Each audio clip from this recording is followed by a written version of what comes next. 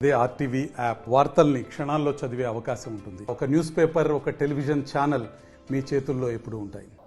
YSRCP social media activist Inturi Ravikiran అసలు ఎందుకు arrest చేశారు, అసలు ఏ నేపథ్యంలో అరెస్ట్ చేశారు, ఆయన ఎక్కడున్నారు, దీనికి ఎటువంటి దానికి సమాధానం లేదు అంటున్నారు ఇంటూరి సుజన. అయితే రవికిరణ్ భార్య సుజన మనతో పాటు ఉన్నారు, వారితో పాటు వైఎస్ఆర్సీపీ కార్పొరేటర్స్ కూడా మనతో పాటు ఉన్నారు. అసలు ఎందుకు ఏం జరిగింది అని చెప్పి అడిగి తెలుసుకుందాం. సుజన గారు చెప్పండి, ఏంటి ఏం జరిగింది, అసలు ఎందుకు అరెస్ట్ చేశారు? ఎందుకు అరెస్ట్ చేశారని తెలియదండి. వస్తున్నారు, ఇంటికి వచ్చారు, ఇంటికి వచ్చి సంతకం కోసమని తీసుకెళ్తున్నారు. ఎక్కడి నుంచి వచ్చారు, ఎవరు వచ్చారు? ఫస్ట్ గుడివాడ నుంచి వచ్చారండి. లాస్ట్ మంత్ ఆగస్ట్ 31ని. అప్పటి నుంచి ఎవరో ఒకరు వస్తానే ఉన్నారు ఇంటికి. స్టేషన్ బెయిల్ అంటున్నారు, తీసుకొస్తున్నారు, సాయంత్రం వరకు కూర్చోబెడుతున్నారు, రాత్రి ఏ టైం 12 ఆ టైంలో వదిలేస్తున్నారు. అలానే మొన్న దువ్వాడ పోలీసులు వచ్చారు. దువ్వాడ నుంచి మాకు బయటకు తీసుకొస్తారనే లోపు మహారాణిపేట పోలీసులు రెడీగా ఉన్నారు. ఇంకా అలా స్టేషన్లు తిప్పుతూనే ఉన్నారండి. ఇంతవరకు అతని మీద ఎందుకు కేసులు పెడుతున్నారు, ఎవరు కేసులు పెడుతున్నారు అనేది మాకు తెలియదు. ఒక్క చోట కూడా నాకు ఇంటిమేట్ లేదు, వైఫ్గా నాకు ఏమి చెప్పట్లేదు. సంతకం అంటున్నారు, తీసుకెళ్తున్నారు, ఇది ఒక్కటే తెలుసు నాకు. మరి మీరు స్వయాన మహిళా హోమ్ మినిస్టరే మన విశాఖలో ఉన్నారు, వస్తున్నారు, వెళ్తున్నారు. మరి ఆవిడ ఏం కలిసే ప్రయత్నం చేయలేదా? మీరు కలిస్తే అసలు న్యాయం జరుగుతుందని మీకు నమ్మకం అయితే లేదు? లేదు, నేను కలవలేదండి ఇంతవరకు. మరి ఎవరైనా కలిసారా? అసలు ఎవరైనా కంప్లైంట్? నేను ఇక్కడ కలవలేదండి. ఫస్ట్ టైం నేను ఇక్కడ మీడియాకి వచ్చాను. ఇప్పుడు మీడియా ద్వారా ఏమన్నా నాకు న్యాయం జరుగుతుందని వచ్చానండి. ఇంతవరకు అయితే ఎవరిని కలవలేదు. నేను ఫస్ట్ టైం మీడియా ముందుకు వచ్చాను. మేడం చెప్పండి, ఏం చెప్తారు మీరు?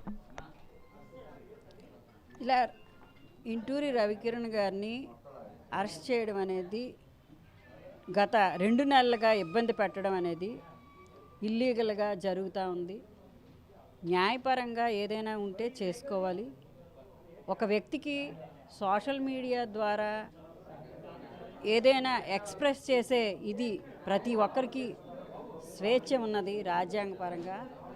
దాంట్లో భాగంగా పార్టీ యొక్క అభిమానంతో వైఎస్ఆర్సీపీలో సోషల్ మీడియా పనిచేస్తూ ఏదైనా ప్రభుత్వాలు అనేక రకరకాలుగా కొన్ని పథకాలు హామీలు ఇచ్చి విఫలమవుతూ ఉంటాయి.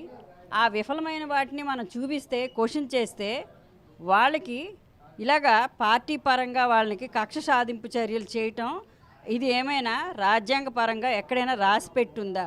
ఒక మనిషికి అరెస్ట్ చూపిస్తున్నప్పుడు ఇంట్లో ఉన్న భార్యకు కానీ, పిల్లలకు కానీ, కుటుంబ సభ్యులకు కానీ చూపించకుండా అతనికి ఆరోగ్యపరంగా కూడా అతను ఆపరేషన్ అయ్యి ఉంటే అతన్ని తీసుకెళ్ళి ఇవాళగా ఇల్లీగల్గా అరెస్ట్ చూపించి లేనిపోని ఆరోపణలు చేయడం, ఇదేమైనా న్యాయపరమైన విషయమా? ఇది రాజ్యాంగంలో ఎక్కడైనా రాసి ఉన్నదా చెప్పండి? రాజ్యాంగ దినోత్సవాలు చేసుకుంటున్నా, ఇదేనా రాజ్యాంగానికి మీరు ఇచ్చే సలహా, రాజ్యాంగానికి ఇచ్చే గౌరవం ఇదేనా? మీరు ఒక పార్టీ ఉండి ప్రజాస్వామ్యంలో ప్రజలందరూ కూడా సమానం. ఓటేసి ఎందుకు గెలిపిస్తారండి? ఎవరు పడితే వాళ్ళ మీద కక్షసారి చేయడానికా? ఎందుకు ఇచ్చారు ఓటు హక్కు? ఓటు హక్కు విలువ తెలియదా మీకు? అధికారం విలువ తెలియదా? పార్టీని ప్రతిసారి కూడా డైవర్ట్ పాలిటిక్స్ చేస్తామన్నారు. ఇక్కడ ఎంతమంది ఈ గవర్నమెంట్ వచ్చినాక అమ్మాయిలు, ఆ ఆడపిల్లలకి అసలు ఎక్కడైనా రక్షణ ఉన్నదా? ఎప్పుడూ చూడలేదు. నెంబర్ ఆఫ్ కేసెస్ ఫైల్ అవుతూ ఉంటే హోమ్ మినిస్టర్ గారు ఏం చేస్తున్నారు? ఎక్కడ న్యాయం చేస్తూ ఉన్నారు?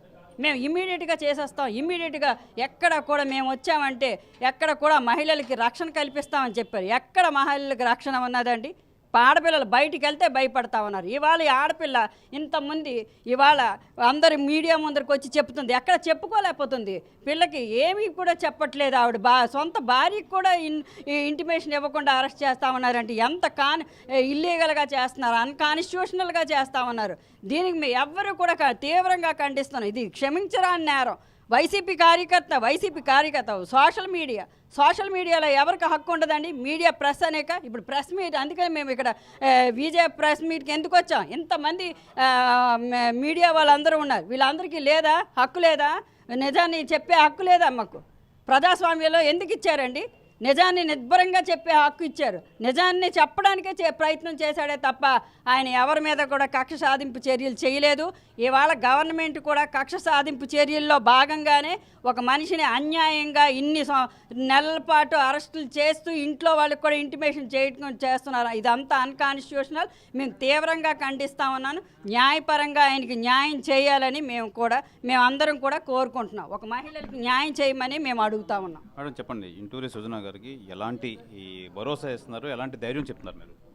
మరి ఈరోజు ఇంటూరి రవికుమార్ మీద మరి పెట్టినటువంటి కేసులు చాలా అన్యాయంగా పెట్టి మరి ఈరోజు 20 రోజులు కనిపించకుండా రోజుకొక స్టేషన్లో పూటకొక దగ్గర మార్చడం అనేది చాలా బాధాకరమైన విషయం. ఎందుకంటే ఇంట్లో పిల్లలు, భార్య, తల్లిదండ్రులు కూడా ఎంతో మనోవేదన పట్టి ఉంటారు. మరి దయ ఉంచి మరి ఈ యొక్క విషయాన్ని పై స్థాయి వరకు తీసుకెళ్ళి ఇంటూరి రవికుమార్ గారికి అలాగే సృజన గారికి తగిన న్యాయం చేయాలని ఈ యొక్క ప్రెస్ ముందు మేము వేడుకుంటున్నాము. అలాగే ఈ యొక్క టీడీపీ గవర్నమెంట్లో అంతా కూడా కక్షపూరితమైనటువంటి పరిపాలన అనేది జరుగుతుంది. మరి ఇలాంటి పరిపాలనా విధానంలో మరి ప్రజలకి ఎక్కడ భరోసా ఉంటుంది, ప్రజలు ఎక్కడ స్వేచ్ఛగా బతకగలుగుతారు, మహిళలకు ఎక్కడ రక్షణ అనేది ఎలా ఉంటుందో అన్నది మాకు చాలా భయంకరంగా ఉంది. ఎందుకంటే ఇలాంటి పరిపాలనా విధానాన్ని మార్చుకోమని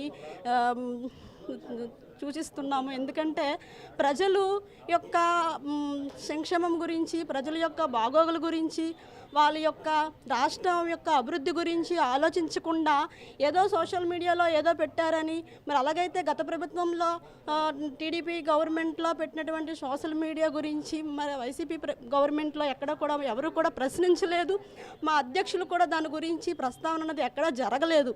మరి ఈరోజు టీడీపీ గవర్నమెంట్లో ఇంత అన్యాయంగా, ఇంత దుర్మార్గంగా పదే అదే విషయాలు కక్ష సాధింపులు టార్గెట్ చేయడం అనేది చాలా బాధాకరంగా ఉంది.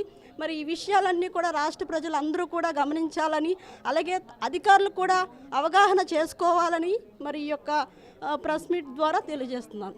మేడం చెప్పండి, ఫైనల్గా దీన్ని ఏ విధంగా చూసుకోవచ్చు, ఫైనల్గా ఏం చెప్తారు మీరు ఈ విషయంలో?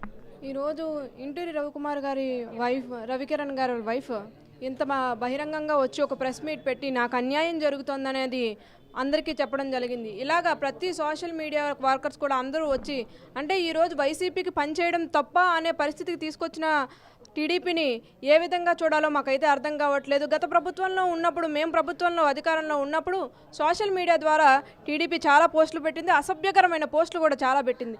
కానీ ఏనాడు మా అధినాయకుడు వాళ్ళ మీద కక్షపూరిత పనులు చేయడానికి ఏనాడు ఒప్పుకోలేదు. ఎందుకంటే అవి డెమోక్రసీ, అందరూ కూడా రైట్స్ ఉంటాయి. ఒక రైట్ని అందరూ కూడా ఎక్స్ప్రెస్ చేస్తారు. దాన్ని మనం తీసుకోగలిగితే తీసుకుంటాం, లేకపోతే దానిలో మార్చుకోగలిగితే మార్చుకుంటాం అనే మాటే విన్నాం. కానీ ఏనాడు ఒక కక్షపూరిత పనులు చేయండి, ఈ పథకాలు ఆపండి, ఇది చేయండి అని ఏనాడు మా అధినాయకుడు ఎప్పుడూ చెప్పలేదు. కానీ ఈరోజు టీడీపీ ప్రభుత్వం డైవర్స్ పాలిటిక్స్ చేస్తూ అందరినీ కూడా కక్షపూరితంగా జైల్లో పెట్టాలి, ఖచ్చితంగా తాడదీయాలి, ఇలాంటి మాటలు డైరెక్ట్గా ప్రభుత్వంలో ఉన్న వాళ్ళు మాట్లాడుతుంటే మాకు చాలా ఆశ్చర్యంగా ఉంది.